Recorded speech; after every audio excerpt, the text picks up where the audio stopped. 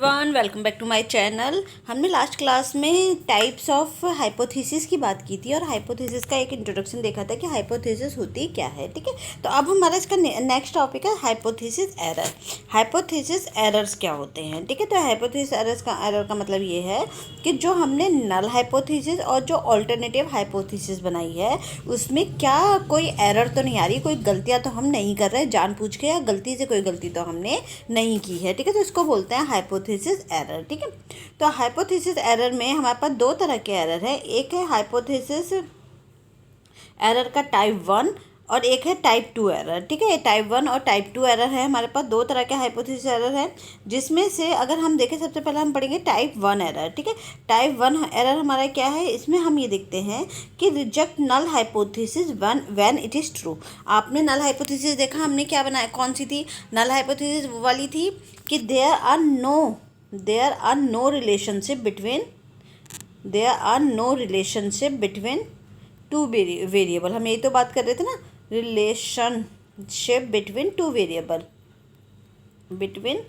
Variable, यानी कि दो चीज़ों के बीच में कोई भी रिलेशनशिप नहीं पाया जाता। नल हाइपोथेसिस ये कह रही थी। ठीक है, तो और हमारा ऑल्टरनेटिव हाइपोथेसिस क्या कह रही थी कि there are relationship between two variable, कि दोनों रिलेशनशिप के बीच, दोनों वेरिएबल्स के बीच में रिलेशनशिप पाया जाता है। तो ये हमारे पास क्या थी? ये वाली जो है वो नल हाइपोथेसिस थी और दूसरी जो थी वो ऑल्टरनेटिव हाइपोथेसिस थी। ठीक है, तो ये हमारे पास क्या थी? दो तरह की हाइपोथेसिस थी, नल हाइपोथेसिस और ऑल्टरनेटिव हाइपोथेसिस। ठीक है, हमारे पास दो तरह की हाइपोथेसिस हो गई थी, एक थी नल हाइपोथेसिस, एक थी ऑल्टरनेटिव हाइपोथेसिस। ठीक है, तो यही है नल हाइपोथेसिस क्या बोलती थी। लास्ट लेक्चर में हम बहुत डिटेल में पढ़ चुके हैं नल और ऑल्टरनेटिव के बारे में। ठीक है, तो नल हाइपोथेसिस क्या बोलती थी कि दोनों के बीच में कोई भी रिलेशनशिप नहीं पाया जाता, और ऑल्टरनेटिव हाइपोथेसिस बोलती थी कि दो चीज़ों के बीच में रिलेशनशिप पाया जाता है। ठीक है, अब एक रिसर्चर क्या चाहता है? रिसर्चर हमेशा ही चाहता है कि उसकी दो चीज़ों के बीच में रिलेशनशिप आए, वो एक चीज़ दूसरी चीज़ को इफेक्ट करे, एक वेरिएबल दूसरे वेरिएबल के को इफेक्ट करे और रिलेशनशिप निकल के आए। तो रिसर्चर ही चाहता है। लेकिन अगर हमारी नल हाइपोथेसिस, अब हमने पूरी रिसर्च कर दी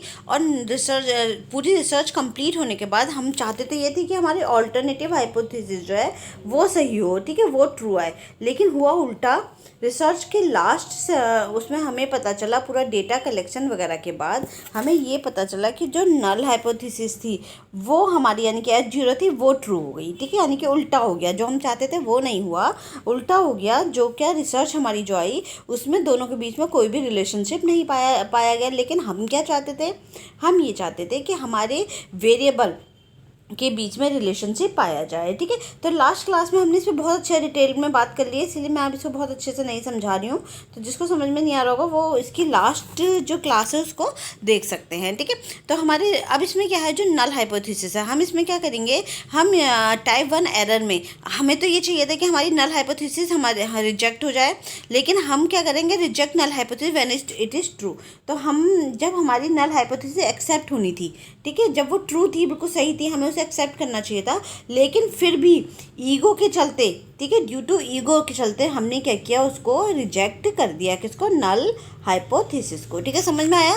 क्यों? क्योंकि हम क्या चाहते थे कि हम ये चाहते थे कि नल हाइपोथेसिस फॉल्स हो, रिजेक्ट हो जाए। लेकिन हुआ उल्टा, रिसर्च पूरी कंडक्ट की गई, उसके बाद नल हाइपोथेसिस क्या हो गई? ट्रू हो गई। लेकिन फिर भी हमने अपनी रिसर्च में क्या दिखा दिया कि नहीं भाई ये तो फॉल्स है, हमने झूठी रिसर्च बना दी। ठीक है, तो ये नल हाइपोथेसिस को झूठा मतलब जान पूछ के हमने उसके साथ क्या किया? फ्रॉड करके एक तरीके से हमने उस रिसर्च नल हाइपोथेसिस को रिजेक्ट कर दिया। ठीक है, जबकि हमें क्या करना था? एक्सेप्ट करना था। क्यों? क्योंकि हम ये चाहते थे कि वो रिजेक्ट हो जाए, लेकिन हमारी रिसर्च में वो एक्सेप्ट हुई आई, लेकिन फिर भी ज़बरदस्ती हमने इसको क्या कर दिया? रिजेक्ट ही कर दिया, क्योंकि हम यही चाहते थे, हर रिसर्चर यही चाहता है अपनी रिसर्च में कि उसकी नल हाइपोथेसिस क्या हो? रिजेक्ट हो। लेकिन अगर गलती से क्या सही, अगर उसका डेटा आ रहा है और सही डेटा आने के बाद वो एक्सेप्ट हो रही है, तो कायदे से हमें क्या करना चाहिए? उसे एक्सेप्ट ही करना चाहिए। लेकिन क्योंकि ईगो प्रॉब्लम, और मैं ये चाहती हूँ कि भाई सब लोग मेरी बोलेंगे कि तुमने काम ही क्यों किया जब दोनों के बीच में कोई रिलेशनशिप ही नहीं आ रहा है। तो ठीक है, तो इसके चलते मुझे ऐसा लगा कि मेरी रिसर्च की क्वालिटी कम हो जाएगी। ईगो के चलते मैंने अपना जो नल हाइपोथेसिस है उसको क्या कर दिया? रिजेक्ट कर दिया। ठीक है, और यही वो करना चाहता था। तो ये क्या है? ये बिगेस्ट एरर है। क्या है? बिगेस्ट एरर है। ठीक है, इसमें रिस्पॉन्सिबिलिटी किसकी होती है? रिसर्चर की होती है, ड्यू टू ईगो प्रॉब्लम। ठीक है, क्योंकि वो क्या करता है? ईगो प्रॉब्लम के चलते अपना ईगो प्रॉब्लम के चलते अपनी रिसर्चर जो है वो उसको रिजेक्ट कर देता है। ठीक है, तो समझ में आ गया। टाइप 1 एरर में क्या है हमारा, टाइप 1 एरर में सिंपल है, reject null hypothesis when it is true. जब आपकी नल हाइपोथेसिस ट्रू है तब आपने क्या कर दिया, नल हाइपोथेसिस को रिजेक्ट कर दिया, उल्टा काम कर दिया।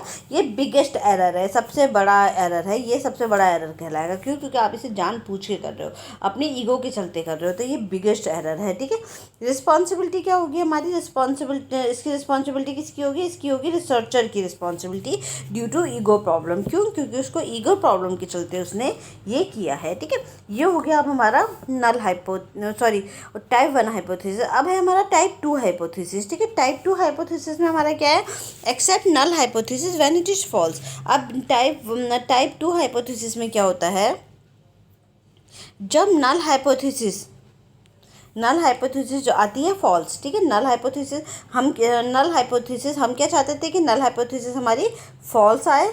ठीक है, और हम उसे रिजेक्ट कर दें, यही एक रिसर्चर जो है वो चाहता है, वो उसे रिजेक्ट कर दे। अब होता क्या है कि रिसर्चर बिल्कुल यही आता है, आपकी नल हाइपोथेसिस फॉल्स आती है और आपको उसको रिजेक्ट करना चाहिए था, लेकिन आई तो वो फॉल्स ही है, लेकिन गलती से आप उसे क्या कर दे रहे हो, एक्सेप्ट कर ले रहे हो। ठीक है, accept null hypothesis when it is false. Responsibility किसकी है, सैम्पल साइज और पॉपुलेशन वेरिएंस की, यानी कि कॉम्प्लिकेटेड और लार्ज, आपका पॉपुलेशन साइज बहुत लार्ज हो सकता है, वेरिएंस बहुत सारे हो सकते हैं आपके पॉपुलेशन में, बहुत अलग भिन्न भिन्न तरीके का पॉपुलेशन हो सकता है, सैंपल बहुत बड़ा या बहुत छोटा हो सकता है, जिसके चलते आप क्या कर रहे हो, कंफ्यूज होकर के आपने क्या किया, आंसर वही आया था जो आप चाहते थे, लेकिन फिर भी कंफ्यूज होकर आपने गलती से नल हाइपोथेसिस को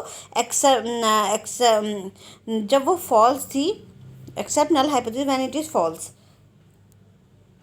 गलती से आप जब नल हाइपोथेसिस को क्या कर ले रहे हो, एक्सेप्ट कर ले रहे हो। ठीक है, जब क्या वो फॉल्स ही आई थी, लेकिन फिर भी आपने उसे क्या कर दिया, एक्सेप्ट कर दिया। आपको उसको रिजेक्ट करना था, रिजेक्ट करने के बाद गलती से आपने रिजेक्ट करने के साथ साथ रिजेक्ट नहीं किया आपने उसे, और क्या कर लिया, उसको एक्सेप्ट कर लिया। ठीक है, क्योंकि आप कन्फ्यूज़ हो गए, आपके पास डेटा बहुत बड़ा है और आप उसमें कन्फ्यूज़ हो गए, इसीलिए टाइप 2 एरर आ गया। ठीक है, तो तकरीबन हमारे पास कितने तरह के एरर हो गए, 2 गए, टाइप 1 और टाइप 2 एरर। ठीक है, टाइप 1 एरर का जो रिस्पॉन्सिबिलिटी होती है वो रिसर्चर की होती है, वो ईगो के चलते ही काम करता है, जबकि टाइप 2 की रिस्पॉन्सिबिलिटी रिसर्चर की नहीं है। आपका सैंपल साइज ही इतना बड़ा है, पॉपुलेशन वेरिएंस ही है, कॉम्प्लिकेटेड और लार्ज आ रहा है कि आप कंफ्यूज होकर गलती से कर दे रहे हो। ठीक है, पॉपुलेशन बहुत अटपटा है, जो आपके लोग हैं जिन पर आप काम कर रहे हो, जो पॉपुलेशन है, जो सैंपल है, वो आपके बहुत ज़्यादा वेरियंस है, उसमें बहुत ज़्यादा वेरियंस पाए जा रहे हैं, भिन्नताएँ बहुत हैं, आप कंफ्यूज हो गए हो, जिसके चलते आपका ये डेटा जो नल हाइपोथेसिस है वो होनी तो रिजेक्ट थी, पर गलती से आपने क्या कर लिया, उसको एक्सेप्ट कर लिया है। ठीक है, तो हमारे पास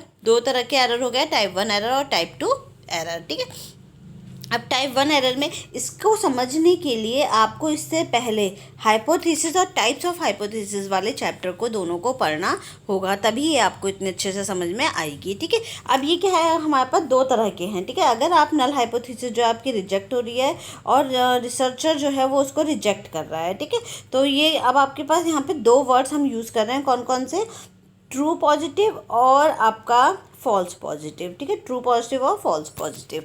अब देखो यहाँ पे हमने एक चार्ट बनाया है, उस चार्ट के थ्रू हम समझते हैं, जब आपकी नल हाइपोथेसिस जो है वो ट्रू है, ठीक है, और आप उसे रिजेक्ट कर रहे हो। ठीक है, नल हाइपोथेसिस तो ट्रू है, ठीक है, और आपने उसे रिजेक्ट कर दिया, तो ये क्या हो गया, आपका टाइप 1 एरर होगा। ठीक है, नल हाइपोथेसिस ट्रू आई है ना, लेकिन आपने उसको रिजेक्ट कर दिया है। ठीक है, उसको एक्सेप्ट होना था, पर एक्सेप्ट की जगह आपने क्या कर दिया, उसको रिजेक्ट कर दिया। क्यों? क्योंकि टाइप 1 एरर के चलते। ठीक है, तो ये क्या आएगा, टाइप 1 एरर आएगा, इसको बोलते हैं फॉल्स पॉजिटिव। ठीक है, मतलब झूठा झूठा आपने पॉजिटिव दिखा दिया, ऐसे याद कर लेना, फॉल्स पॉजिटिव हम उसे बोलते हैं कि झूठ बोल के आपने उसे पॉजिटिव दिखा दिया। ठीक है, तो इसको क्या बोलेंगे, इसको बोलेंगे हम फॉल्स पॉजिटिव। ठीक है, फिर अगर आपकी जो नल हाइपोथेसिस है वो फॉल्स है, ठीक है, नल हाइपोथेसिस फॉल्स है और आपने उसे रिजेक्ट कर दिया है। ठीक है, नल हाइपोथेसिस आपकी फॉल्स है और आपने उसको रिजेक्ट कर दिया, तो ये तो करना ही था, ये तो आपका नॉर्मल केस है। ठीक है, ये नॉर्मल केस है, नल हाइपोथेसिस आपकी फॉल्स है ठीक है, नल हाइपोथेसिस गलत आई है, जो हम चाहते ही थे कि वो गलत आए, और वो हमने उसको रिजेक्ट कर दिया है, तो वो क्या होगा, करेक्ट आउटकम, ये सही आउटकम आए हैं, इसको बोलेंगे ट्रू पॉजिटिव। ठीक है, बिल्कुल सही आया और यही हम चाहते भी थे, ट्रू पॉजिटिव। ठीक है, बिल्कुल सही आया है। ठीक है, तो ये तो आपके दो केस ये वाले हो गए टाइप 1 एरर के। ठीक है, ये दो केस हो गए आपके टाइप 1 एरर के। ठीक है, फिर है, अब अगर आप देखो टाइप 1 एरर में ट्रू पॉजिटिव। ठीक है, ट्रू पॉजिटिव हम इसे कैसे कह रहे हैं, जब नल हाइपोथेसिस रिजेक्ट हो रही है, यानी कि फॉल्स आई है।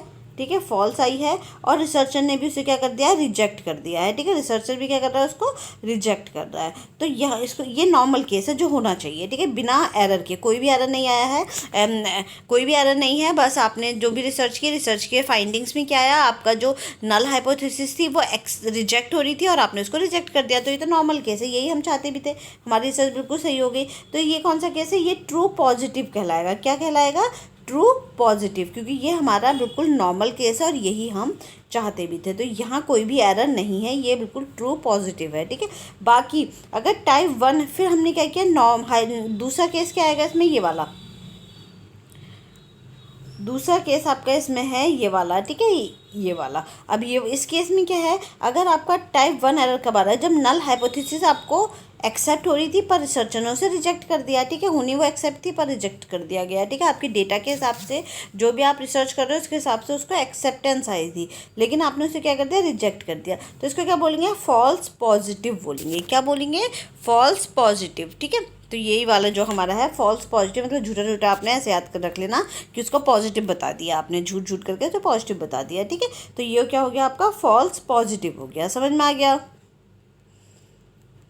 तो ये आपके दो केस ये हो गए। अब ऐसे ही हमारा टाइप 2 वाला है। ठीक है, टाइप 2 के लिए क्या है, अगर मान लो रिजेक्ट नल हाइपोथेसिस। ठीक है, आपने नल हाइपोथेसिस रिजेक्ट कर दिया और नल हाइपोथेसिस इज फॉल्स। जब नल हाइपोथेसिस जो है वो फॉल्स होती, तो ये तो सही है ना, ये तो हम चाहते भी थे कि आपको जब नल हाइपोथेसिस आई है, फॉल्स आई है, तो आपने उसे क्या कर दिया है, रिजेक्ट कर दिया है। ठीक है, आपने उसे क्या कर दिया है, रिजेक्ट कर दिया है। तो ये क्या हो गया, आपका ट्रू पॉजिटिव केस आ गया। ठीक है, इसके बाद नेक्स्ट है, ये तो हमने देख ही लिया था।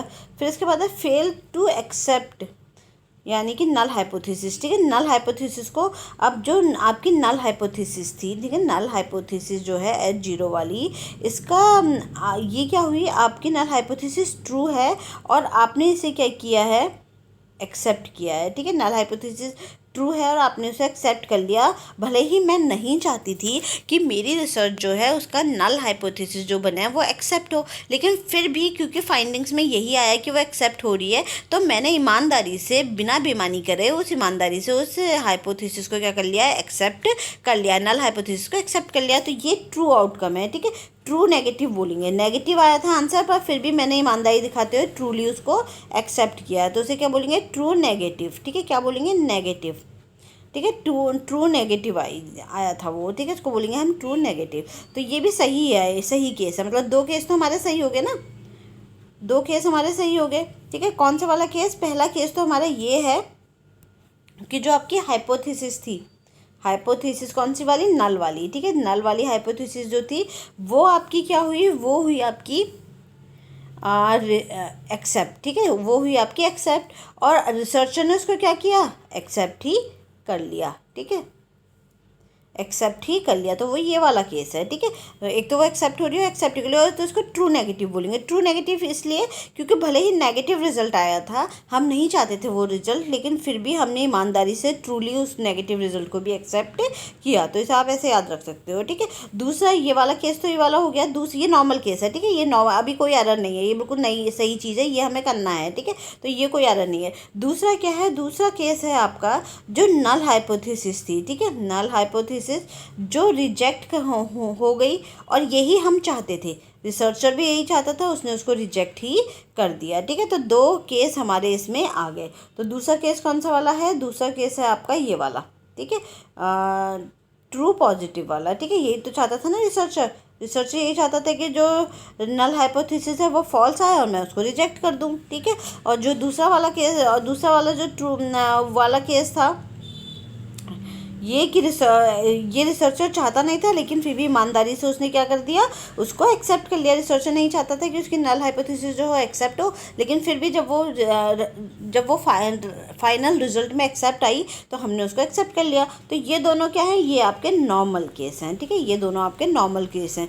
एक हो गया आपका ट्रू पॉजिटिव, बिल्कुल जो हम पॉजिटिव चाहते थे वही आया। एक हुआ ट्रू नेगेटिव, यानी कि हमने भले ही नेगेटिव आया पर ट्रूली हमने ईमानदारी से उसे एक्सेप्ट कर लिया, ठीक है। तो ये दो तो नॉर्मल केस हैं, ठीक है, यहाँ पे कोई एरर नहीं है। अब एरर कहाँ आ रहा है, एरर इन दो केस में आ रहा है, ठीक है। इन दो केस में क्या आ रहा है, जब आपकी हाइपोथेसिस जो है वो ट्रू है, ठीक है, नल हाइपोथेसिस आपकी ट्रू आई है, ठीक है, नल हाइपोथेसिस आपकी सही आ रही है, और आप उसको क्या कर रहे हो, लेकिन फिर भी आप उसे क्या कर रहे हो, रिजेक्ट कर दे रहे हो, ठीक है। नल हाइपोथेसिस तो कह रही है कि भाई दोनों के बीच में रिलेशनशिप नहीं है, और यही निकल के आ गया है। लेकिन आपको क्या चाहिए, आपको रिलेशनशिप चाहिए दो वेरिएबल के बीच में, तो आपने उसको क्या कर दिया, आपने उसको रिजेक्ट कर दिया कि नहीं भाई हमारे में तो रिलेशनशिप आ रहा है, ठीक है। तो इसको बोलेंगे टाइप 1 एरर, यानी कि फॉल्स पॉजिटिव। आपने झूठा उसे पॉजिटिव दिखा दिया अपने रिजल्ट को, ठीक है। तो एक तो टाइप 1 एरर ये हो गया।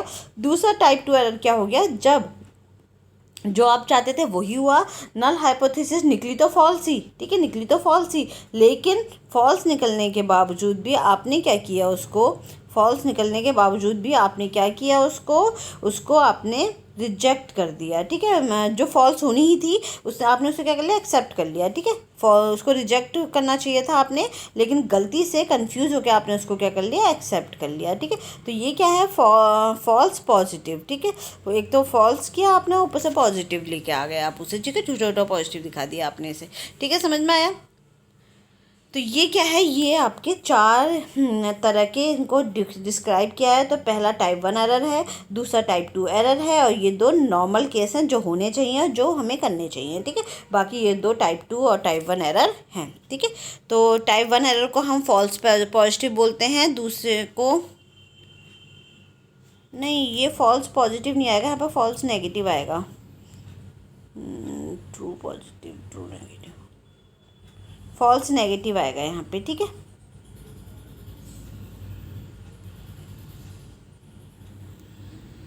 ठीक है, गलती से इसमें जो ये वाला है आपका टाइप 2 एरर, ये मैंने ध्यान नहीं दिया, यहाँ पे फॉल्स नेगेटिव होगा, ठीक है, फॉल्स नेगेटिव, ये गलत लिख दिया है, ठीक है, फॉल्स नेगेटिव आएगा इसमें, ठीक है। तो इसे ठीक कर लेना है, यहाँ पे ये फॉल्स नेगेटिव आएगा। तो फॉल्स नेगेटिव का मतलब क्या है, एक तो गलत काम किया वो भी झूठा, ठीक है, जो सच चाहिए था वो तो आपने हुआ नहीं, और गलत हो रहा है, वो नेगेटिव काम कर रहे हो वो भी झूठ में कर रहे हो, ठीक है, नेगेटिव भी गलत कर रहे हो आप, ठीक है, समझ में आया। एक तो उल्टा काम कर रहे हो, वो भी झूठ बोल के, आपका सीधा काम हो रहा था लेकिन फिर भी आपने उल्टा काम कर दिया, क्यों, क्योंकि आप कंफ्यूज हो गए हो, ठीक है। तो ये क्या है, ये आपका फॉल्स नेगेटिव आएगा, ठीक है, क्या आएगा, फॉल्स नेगेटिव। ये यहाँ भी आपका क्या आएगा, टाइप 2 क्या है आपका, फॉल्स नेगेटिव है, इसको ठीक कर लेना, फॉल्स नेगेटिव आएंगे इसमें, ठीक है। ट्रू नेगेटिव और फॉल्स नेगेटिव, और ट्रू पॉजिटिव और फॉल्स पॉजिटिव, ठीक है। तो ये ट्रू, यहाँ पे फॉल्स नेगेटिव आएगा, इसको ठीक कर लेना, ठीक है, यहाँ पे नेगेटिव आएगा दोनों जगह, ठीक है। तो समझ में आ गया ना ये टाइप 1 और टाइप 2 एरर। तो ये हमारे टाइप 1 और टाइप 2 एरर हैं, ठीक है। तो इसको आपको अच्छे से पढ़ना है, टाइप 1 टाइप 2 एरर को, पहले इसके दोनों वीडियो देखना, तब आपको आगे का समझ में आएगा, ठीक है। फिर नेक्स्ट क्वेश्चन है level of significance.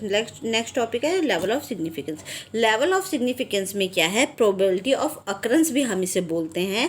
Probability of occurrence का मतलब क्या है कि जो भी आपका टाइप 1 एरर आने के चांसेस हैं, ठीक है, वो कितना चांसेस हैं कि आपकी रिसर्च में टाइप 1 एरर आ सकती है, कितनी संभावना है कि आपकी रिसर्च में क्या आएगी, टाइप 1 एरर आने के चांसेस हैं, ठीक है। Probability of occurrence of type 1 error, मतलब टाइप 1 एरर आने के कितने चांसेस आपकी रिसर्च में हैं, ठीक है। ये हम बताते हैं लेवल ऑफ सिग्निफिकेंस से, कि एक तो टाइप 1 एरर आपका आ रहा है, तो और हम ये देखते हैं कि कितने % चांसेस हैं, कितने चांसेस हैं कि आपकी रिसर्च में टाइप 1 एरर आ सकता है। इसे किसे दिखाते हैं, इसे अल्फा से दिखाते हैं, प्रोबेबिलिटी ऑफ अकरेंस को, ठीक है।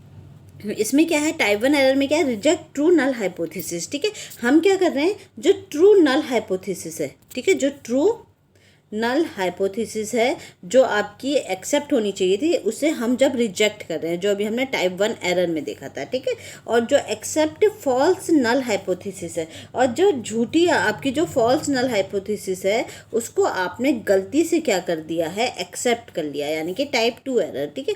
तो कैसे ये एरर आ रहे हैं, ठीक है, मतलब ये दोनों एरर आपकी रिसर्च में आ कैसे रहे हैं, ये गलतियां हो कैसे रही हैं, तो ये हम किस में देखते हैं, लेवल ऑफ सिग्निफिकेंस में देखते हैं, ठीक है। वाई बाई चांस या डेफिनेटली एनी रीज़न, ठीक है, मतलब कि ये जो दोनों एरर आ रहे हैं ये बाई चांस आ रहे हैं, क्यों आ रहे हैं, ये बाई चांस आ रहे हैं, या कोई इसमें रीज़न है, किसी रीज़न के कारण आ रहे हैं, या फिर कोई जो रिसर्चर है वो ही जानबूझ के इसमें एरर दे रहा है, ठीक है। तो ये क्या है, ये हम देखते हैं प्रोबेबिलिटी ऑफ अकरेंस में, ठीक है। इसके बाद नेक्स्ट क्वेश्चन है, नेक्स्ट है इसमें नल हाइपोथेसिस में जो भी शो हो रहा है उसकी क्या प्रोबेबिलिटी है, या लेवल ऑफ सिग्निफिकेंस बताएगा, ठीक है। नल हाइपोथेसिस में जो भी दिखाई दे रहा है, जो भी एरर्स दिखाई दे रहे हैं उसकी क्या संभावना है, ये कौन बताता है, लेवल ऑफ सिग्निफिकेंस बताता है कि हमारी नल हाइपोथेसिस में इतनी संभावना है कि एरर आएंगे, ठीक है। सैंपल पॉपुलेशन में जो भी अकरेंस है उसके होने की क्या प्रोबेबिलिटी है, मतलब सैंपल पॉपुलेशन में जो भी चीज़ें आ रही हैं, सामने से दिखाई दे रही हैं, ठीक है, उसके होने की क्या क्या प्रोबेबिलिटी, क्या क्या संभावनाएं हैं, ठीक है। फिर नल हाइपोथेसिस में एरर आने की प्रोबेबिलिटी बताता है, ठीक है। ये लेवल ऑफ सिग्निफिकेंस आपका क्या बता रहा है कि नल हाइपोथेसिस में कितने एरर्स आने के चांसेस हैं, किस तरीके से एरर्स आ रहे हैं, ठीक है। पहले से 1% और 5%, 1% या 5% सिग्निफिकेंस लेवल लेके चलते हैं। हम पहले से ही मान लेते हैं कि अगर 1% या फिर 5%, कुछ भी मान सकते हो आप अपनी रिसर्च में, अगर इतना लेवल आएगा, इतने एरर आएंगे, तो हम अपनी रिसर्च प्रोसेस को नॉर्मल मानेंगे, ठीक है। इतना तो आ जाता है नॉर्मली, ठीक है। हम ये मान के चलेंगे कि अगर 1% आ रहा है एरर या 5% एरर आ रहा है तो हम उसे नॉर्मल मानेंगे। जब वो 5% से भी ज़्यादा एरर्स हमारे उसमें दिखाई दे रहे हैं तब हम टाइप 1 टाइप 2 एरर को देखेंगे उसमें कि ये आ क्यों रहे हैं, ठीक है। अगर 1% या 5% प्रोबेबिलिटी आएगी तो रिसर्च प्रोसेस नॉर्मल है, और यह मानेंगे कि जो एरर है वो नेचुरली अकरिंग एरर है, मतलब जहाँ ये आ ही जाते हैं इतने, या नेचुरली प्राकृतिक रूप से आ रहे हैं, इसमें कोई किसी की भी गलती से ये नहीं आ रहे हैं, ठीक है। रिसर्चर, और इसमें हम मानेंगे कि रिसर्च जो है नेचुरल लेवल पे चल रही है, मतलब ठीक चल रही है रिसर्च हमारी। अगर 1% या 5% तक एरर आ रहे हैं तो ठीक है, हम ये मान के चलेंगे, ठीक है, कि 1% या 5% तक एरर आ रहे हैं तो हम ये मान के चलेंगे कि जो हमारी रिसर्च है वो अभी सही लेवल पे चल रही है, ठीक है। यही है probability of occurrence. Probability of occurrence मतलब लेवल ऑफ सिग्निफिकेंस है, जो अल्फा से हम दिखाते हैं, जो ये बताता है कि हमारी जो रिसर्च है उसमें टाइप 1 और टाइप 2 एरर आने के चांसेस कितने क्यों आ रहे हैं, और क्या चांसेस हैं, कितने आ सकते हैं टाइप 1 और टाइप 2 एरर, ठीक है। तो ये हमारे हो गए, ये लेवल ऑफ सिग्निफिकेंस है। इसके बाद है इसमें basic test of hypothesis. Hypothesis के कुछ बेसिक टेस्ट हैं, ठीक है। बेसिक टेस्ट में हम इसमें कुछ चीज़ें हैं जो हमें पहले देखनी होंगी। एक तो नॉर्मल डिस्ट्रीब्यूशन, ठीक है। दूसरा है आपका इसमें स्क्यूड डिस्ट्रीब्यूशन, ठीक है। हमारे पास दो तरह के हैं, एक है नॉर्मल डिस्ट्रीब्यूशन और दूसरा है स्क्यूड डिस्ट्रीब्यूशन। तो जब भी हमारे पास drawing a curve probability for any particular event, ठीक है, जब भी हमारे पास जो डेटा आएगा, ठीक है, जो भी हमारा डेटा आ रहा है वो हमारा क्या कर्व बना रहा है, वो एक बेल शेप कर्व बना रहा है, ठीक है। बेल शेप कर्व बना रहा है। ये कर्व मैंने बहुत अच्छे से नहीं बनाया, मेरी ड्राइंग बहुत अच्छी नहीं है, लेकिन कर्व में क्या होगा, आपका लेफ्ट और राइट जो होगा वो इक्वल होगा, ठीक है। क्या होगा, इक्वल होगा। तो इसे हम क्या बोलेंगे, नॉर्मल डिस्ट्रीब्यूशन कर्व बोलेंगे। मतलब कि आपका जो भी फाइंडिंग्स हैं, जो भी आपका सैम्पल्स हैं, वो बिल्कुल नॉर्मली डिस्ट्रीब्यूटेड है, उसमें कोई भी गलती नहीं है, बिल्कुल इक्वल डिस्ट्रीब्यूट है, सब कुछ सही चल रहा है, ठीक है। तो ये क्या है, ये हमारा नॉर्मल डिस्ट्रीब्यूशन कर्व है। तो draw in curve probability for any particular event, किसी भी पर्टिकुलर इवेंट को, किसी भी इवेंट में जो आपका डेटा है या जो भी आप दिखा रहे हो वो जब नॉर्मली डिस्ट्रीब्यूट हो रहा है कर्व में, ठीक है, तो हम उसे क्या बोलेंगे, नॉर्मल डिस्ट्रीब्यूशन कर्व बोलेंगे। बेल शेप्ड कर्व बनता है, जैसे ये बन रहा है ना, ये बेल शेप्ड कर्व है। तो इसमें क्या होगा, देखो ये जो सबसे ऊपर वाली वैल्यू होती है, मतलब कि जब कोई ऊपर जा रहा है ये डेटा, ठीक है, तो इसका जो पीक पॉइंट होगा, ठीक है, पीक पॉइंट क्या कहलाता है, मोड कहलाता है, मोड, ठीक है। बहुलक भी शायद इसे हिंदी में बोलते हैं, मेरी हिंदी बहुत अच्छी नहीं है इसमें स्टैट्स में। तो जो मोड है, ठीक है, तो हमारा जो मोड है वो आपके किसके इक्वल होता है, वो होता है आपके मीडियन और मीन के इक्वल, ठीक है। मोड इक्वल होता है मीडियन के और मीडियन इक्वल होता है मीन के, यानी कि तीनों क्या है, ये इक्वल होते हैं, ठीक है। ये जो पीक पॉइंट है यही हमारा मीडियन भी की वैल्यू होगी और यही मीन की वैल्यू होगी जब आपका नॉर्मल डिस्ट्रीब्यूशन कर्व है, तो ठीक है। ये आपको देखना है, आगे जाके आप इसी पे डिपेंड करेगा कि आप कौन सा स्टैटिस्टिकल टेस्ट लगा रहे हो, कि आपका ये नॉर्मल डिस्ट्रीब्यूशन कर्व बन रहा है तो आप इसके स्टैटिस्टिकल टेस्ट लगाओगे, और अगर आपका स्क्यू डिस्ट्रीब्यूशन कर्व बन रहा है तो आप उसके स्टैटिस्टिकल टेस्ट लगाओगे, ठीक है। तो ये हमें इसमें देखना होगा। तो इसमें क्या है, मोड, मीडियन और मीन ये हमारे इक्वल है, यानी कि क्या है, यूनी मॉडल है, ठीक है। इसको अगर ये तीनों इक्वल होते हैं, मोड, मीडियन और मीन, तो हम इसे क्या बोलते हैं, यूनी मॉडल बोलते हैं। क्या बोलते हैं इसको, यूनी मॉडल बोलते हैं इसको, ठीक है। जब ये तीनों इक्वल होते हैं तो हमारा जो नॉर्मल डिस्ट्रीब्यूशन कर्व है उसमें मीन, मोड, मीडियन और मीन जो है वो इक्वल होता है, इसलिए इसको हम क्या बोलते हैं, यूनी मॉडल इक्वल बोलते हैं, ठीक है। इसमें जो ये लेफ्ट साइड है, जो राइट साइड है, ये इक्वल होगी, ठीक है, क्योंकि बिल्कुल बीच में से कट रहा है ना ये, तो ये वाला पोर्शन और ये वाला पोर्शन क्या होगा आपका, इक्वल होगा। तो इसको क्या बोलते हैं, इसको सिमेट्रिकल साइड बोलते हैं, सिमेट्रिकल साइड, ठीक है। मिरर इमेज फॉर्म करता है। मिरर इमेज फॉर्म करने का मतलब क्या है, बिल्कुल ये और ये पोर्शन सेम होंगे, ठीक है, बिल्कुल इक्वल होंगे, एक जैसे होंगे, तो इसको बोलते हैं मिरर इमेज फॉर्म करना, ठीक है। फिर इसमें है, अब ये वाली टेल वाला पोर्शन है, इसको क्या बोलता है, असिम्प्टोटिक टेल बोलते हैं। इसे क्या बोलते हैं, असिम्प्टोटिक टेल, ठीक है। असिम्प्टोटिक टेल क्या होती है हमारी, यह लाइन कभी नहीं मिलती है, ठीक है। तो ये क्या दिखाती है, असिम्प्टोटिक बिहेवियर दिखाएगी, ठीक है। इसी को क्या बोलते हैं, ये वाली लाइन कभी भी यहाँ से मिलती नहीं है, तो ये हमेशा इसके पैरेलल चलेगी, ठीक है। इस तरीके से ये इसके साथ साथ ये चलती रहेगी, ठीक है। तो ये कभी भी हम मिलेगी नहीं, तो इसी को क्या बोलते हैं, इससे बोलते हैं, इसको बोलते हैं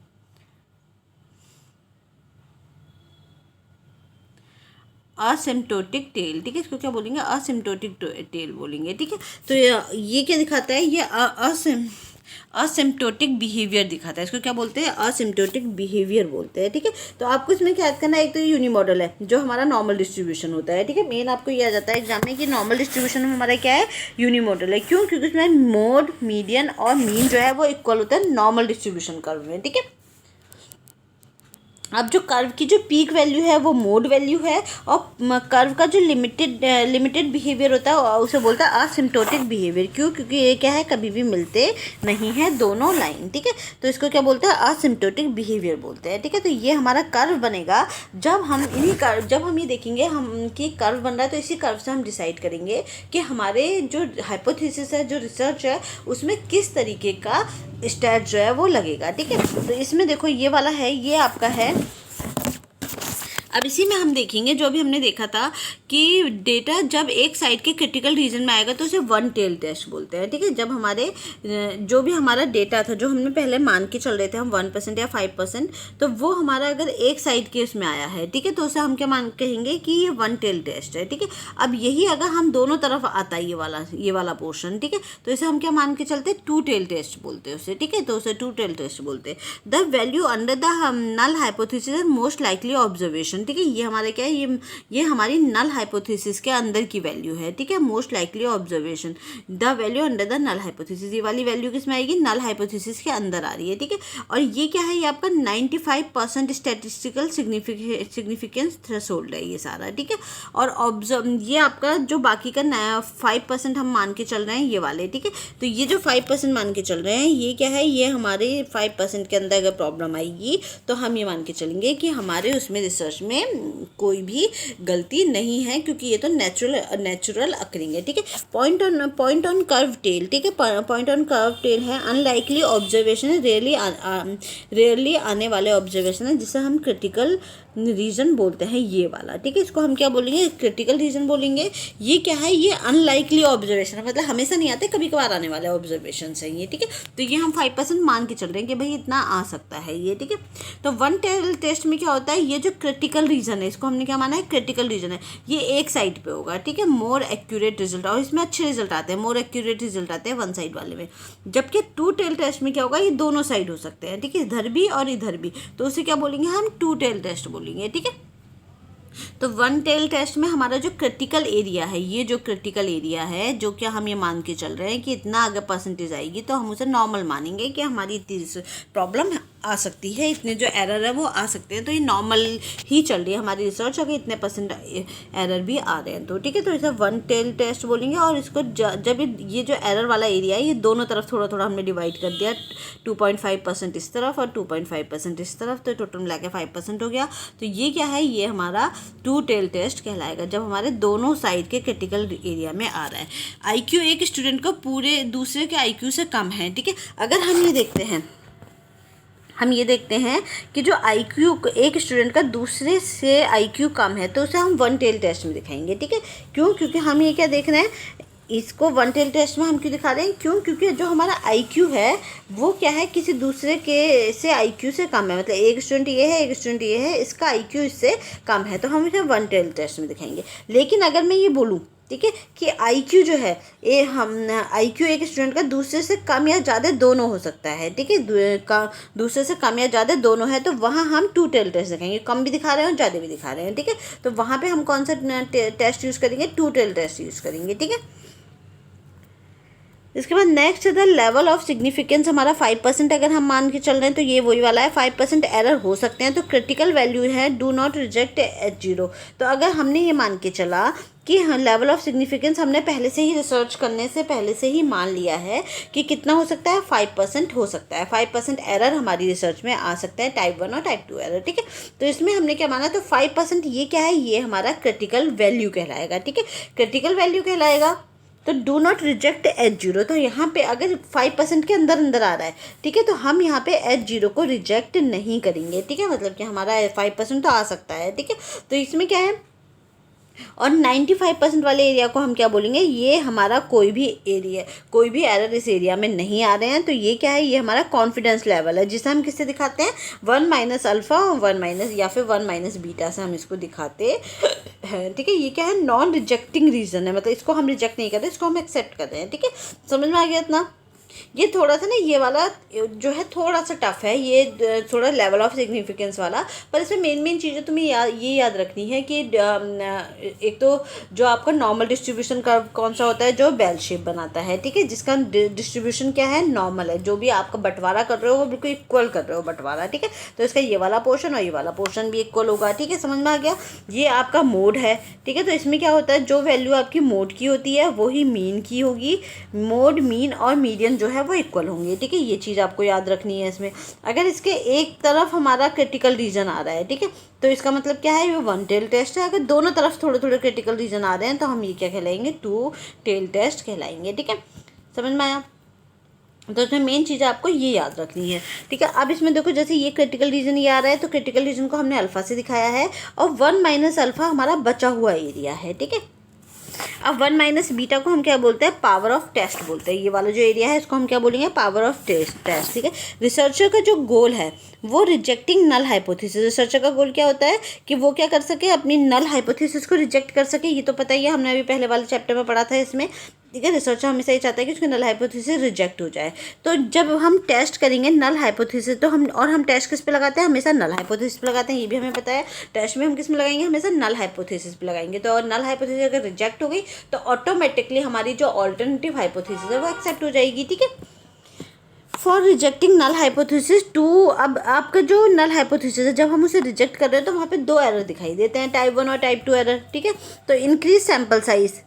तो अब यहाँ पे जब एरर आपके दिखाई दे रहे हैं, तो आप जो एरर दिखाई दे रहे हैं, तो अगर आपके एरर उसमें दिखाई दे रहे हैं तो आप क्या कर सकते हो, अपने सैम्पल साइज़ को बढ़ा सकते हो। अगर आप सैम्पल साइज़ बढ़ाओगे तो आपका जो 1 - बीटा है ये और बेहतर हो जाएगा और जो एरर आ रहे थे वो एरर अपने आप ही कम हो जाएंगे, ठीक है। तो हम क्या कर सकते हैं, अगर हम 1 - अपना सैम्पल साइज़ बढ़ा देंगे तो हमारा अपने आप ही 1 - बीटा जो है वो बढ़ जाएगा। ये वाली वैल्यू अपने आप बढ़ जाएगी, तो ये अपने आप ही घट जाएगी। मान लो एरर आपके इसमें बहुत ज़्यादा दिखाई दे रहे हैं, 6, 7, 8% तक एरर आ रहे हैं आपके, ठीक है। तो आप क्या करोगे, यहाँ आपने क्या करना है, फिर आपने अपना सैम्पल साइज़ बढ़ा देना है। सैम्पल साइज़ बढ़ाओगे तो ये वाली वैल्यू अपने आप बढ़ जाएगी। तो ऑलरेडी ऑलरेडी ये वाली वैल्यू जो है वो नीचे आ जाएगी, घट जाएगी, तो आपका जो है वो 5% से नीचे नीचे आ जाएगा। तो ये आपका एग्जाम में आया हुआ क्वेश्चन है कि अगर हमें अपना 1 माइनस बीटा यानी कि जो पावर ऑफ टेस्ट है उसको उसमें एरर्स दिखाई दे रहे हैं, हमारा जो टाइप 1 और टाइप 2 एरर्स दिखाई दे रहे हैं, तो हम उसमें क्या कर सकते हैं, तो हम उसमें कुछ ना करें, हम अपना सैंपल बढ़ा दें। ठीक है, सैंपल जब बढ़ा देंगे तो अपने आप ही ये वाली वैल्यू जो है वो घट जाएगी। ठीक है, तो अगर कोई एरर को कंट्रोल करना है तो हम उसमें सैंपल साइज को बढ़ा सकते हैं। ठीक है, पावर ऑफ टेस्ट है हमारा, पावर ऑफ टेस्ट है helpful for the rejecting null hypothesis. और पावर ऑफ टेस्ट जो ये है ये आपका क्यों जरूरी है, क्या क्यों, क्योंकि ये आपके नल हाइपोथेसिस को रिजेक्ट करने में हेल्प करता है। क्योंकि पावर ऑफ टेस्ट जब निकल के आएगी ये वैल्यू, तो ये बताएगी कि नल हाइपोथेसिस आपको रिजेक्ट हो रही है। ठीक है, आपको नल हाइपोथेसिस को रिजेक्ट करने में ये हेल्प करेगी। तो 95% के आसपास आपकी नल हाइपोथेसिस रिजेक्ट होने का डाटा आएगा। ठीक है, और 5% के अंदर अगर आपका ये वाला डेटा आता है तो कोई बात नहीं, उस डेटा को हम मान के चलेंगे। ठीक है, कि हमारी जो रिसर्च है वो नॉर्मल है। ठीक है, तो समझ में आ गया ना ये। तो ये था हमारा आज का टॉपिक, जिसे आपको बहुत अच्छे से पढ़ना है, लेवल ऑफ सिग्निफिकेंस। और ये थोड़ा टॉपिक कॉम्प्लिकेटेड है, बस इसको लेकिन थोड़ा सा आप ऊपर से पढ़ लेना, क्योंकि होम साइंस में बहुत ज़्यादा इसको पढ़ने की ज़रूरत नहीं होती है। ठीक है, ये बहुत ज़्यादा आपको इसको पढ़ने की ज़रूरत नहीं है, होम साइंस में बहुत ज़्यादा डिटेल इसके अंदर का नहीं आता है। ठीक है, फिर अल्फ़ा क्या है आपका, द सिग्निफिकेंस लेवल। अल्फ़ा आपका क्या है, द सिग्निफिकेंस लेवल है, is the probability that you will make the mistake of rejecting a null hypothesis when in fact it is true. ठीक है, नल हाइपो जो अल्फ़ा है ये सिग्निफिकेंस लेवल है, ये आपका बताता है कि क्या प्रोबेबिलिटी है, क्या संभावना है कि आप क्या करोगे, गलती करोगे, अपनी नल हाइपोथेसिस, जो नल हाइपोथेसिस आपकी है ट्रू आ रही थी, आप उसे ज़बरदस्ती उसे क्या कि कितने % गलती आप कर सकते हो अपनी ट्रू नल हाइपोथेसिस को रिजेक्ट करने की। ठीक है, यही है टाइप 1 एरर जो हम बोल रहा था। और द रो वैल्यू, ठीक है, रो वैल्यू हमारी क्या है, measure the probability of getting a more extreme value. ठीक है, रो वैल्यू क्या करेगी, that one you got from the experiment, if the rho value is greater than alpha you accept the null hypothesis. ठीक है, ये हमारा stats का portion है। जब आपकी रो वैल्यू जो है, measure the probability of getting a more extreme value, जब आप रो वैल्यू को मेजर करोगे तो आपको और भी ज़्यादा एक्सट्रीम वैल्यू उसमें आगे मिलेंगी। That the one you got from the experiment, किसके थ्रू, एक्सपेरिमेंट के थ्रू आपको रो वैल्यू जब आप मेजर करोगे तो आपको हाई वैल्यूज़ मिलेंगी। If the rho value is greater than alpha, अगर आपकी जो रो वैल्यू है, ठीक है, ये आएगा आपका स्टैट्स का पोर्शन है, आपकी जो रो वैल्यू है, ठीक है, जो रो वैल्यू है आपकी, जो रो वैल्यू है ये आपकी अल्फ़ा से ग्रेट बड़ी होगी। ठीक है, अगर आपकी अल्फ़ा यानी कि level of significance rho value, आप जब स्टैट्स निकालोगे पूरा तो उसमें रो वैल्यू निकल के आएगी, जब वो अल्फ़ा से बड़ी होगी तो इसका मतलब क्या है, आप क्या करोगे, you accept the null hypothesis. ठीक है, आपको क्या करना है, अपनी नल हाइपोथेसिस को एक्सेप्ट करना है। अगर आप उसे उस समय रिजेक्ट कर दोगे तो आपका टाइप 1 एरर दिखाई देगा। ठीक है, ये कह रहा है, समझ में आया। तो इसको ये आपको अच्छे से पढ़ लेना है, इसको 1-2 बार वीडियो देखना तो थोड़ा थोड़ा समझ में आने लगेगा। ठीक है, thank you everyone, have a nice day. कल से हम स्टैटिस्टिकल टेस्ट पढ़ेंगे।